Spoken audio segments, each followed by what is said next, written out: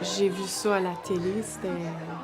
Ben, pour nous, c'était la catastrophe, là. On se disait, mon Dieu, nos enfants sont morts. Ça a été notre première réaction, on les verra jamais.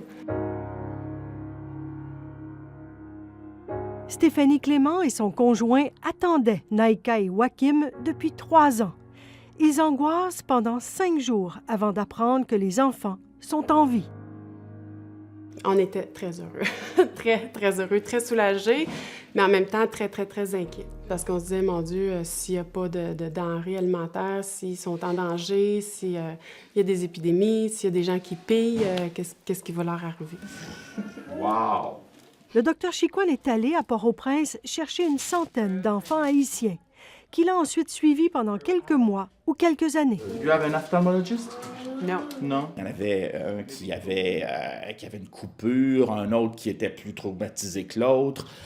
Mais globalement, ça s'est bien passé. On n'a pas eu des urgences énormes. Sinon, les trucs habituels. Haïti, c'est la diarrhée, c'est des pneumonies.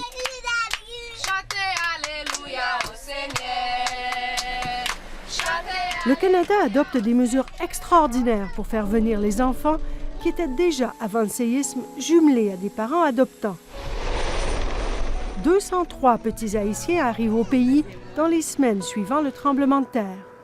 C'était un moment magique. Tout le monde autour de nous recevait leur enfant comme un cadeau.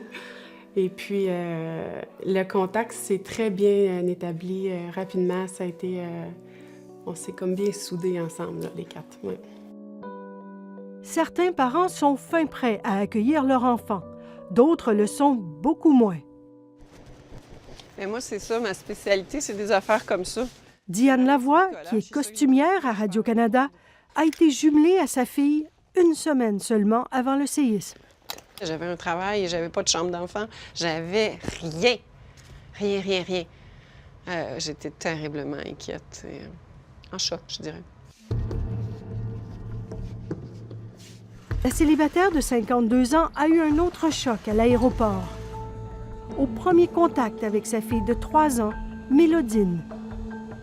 Ça s'est passé un peu comme dans un film au ralenti. On était très wow, c'est le fun. Elle souriait, je souriais. Puis ça a pris 4 secondes.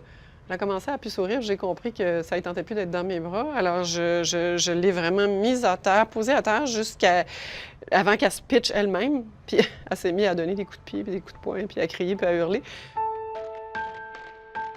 C'est des enfants qui sont tellement angoissés au moment où ça arrive. Il y en a d'autres qui pleurent, qui ont peur. Et puis, il y en a d'autres qui sont complètement dans le déni ou qui même dorment tellement ils ne veulent rien savoir. La fille de Diane, au contraire, combat le sommeil de toutes ses forces.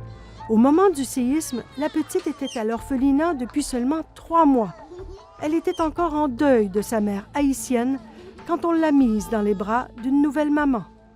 La première nuit, je l'ai courue dans la maison. Elle était tout nue, elle se couchait dans les coins, en boule. Elle hurlait, puis elle voulait pas que je l'approche. J'étais complètement catastrophée. Alors, à parler au CLSC, on m'a dit « Tu dois faire de la contention ». Fait que cette violence-là de maintenir un enfant près de soi qui se débat, puis qui te mord, puis qui te griffe, des fois pendant 3 heures de temps, avec toute la furie qu'elle pouvait avoir, c'était d'une tristesse que... dans un si petit corps. Il est trop petit. Il est trop petit. La tête est trop haute.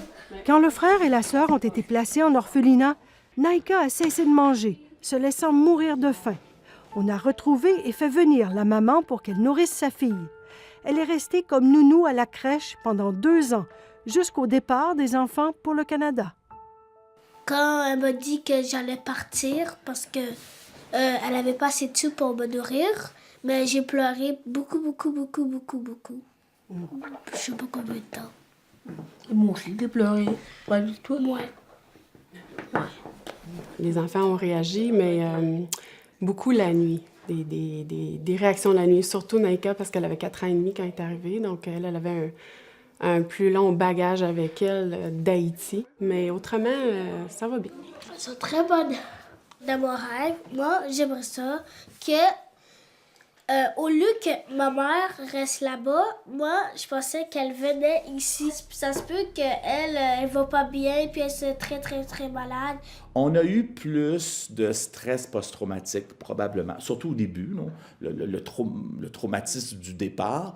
On en a eu plus à cause de quelque chose qui était un nouveau facteur, des enfants plus vieux, donc qui étaient capables de se souvenir d'Haïti et qui, là, ont été inquiets des gens qu'ils avaient aimés.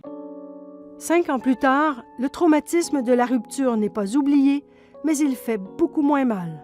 Être imbriqués une dans l'autre, on a eu un lien physique. C'est sûr, c'est pas comparable à un accouchement, mais il y a quelque chose. On est allés dans les tranchées ensemble. Et elle le sait avec son corps, que je suis toujours là. Même si elle me griffe. Pardon. Elle sait que dans toutes les circonstances, je suis là. Et aujourd'hui, comment ça va? Elle est merveilleuse. Elle est aussi spectaculaire dans le positif qu'elle l'a été dans la difficulté. Vraiment, elle sait d'où elle vient. Elle a une maturité que les autres enfants n'ont pas. Puis elle est brillante, elle est belle. Puis c'est la plus intelligente, puis c'est la plus smart, puis c'est la plus comique, c'est la plus... Oui.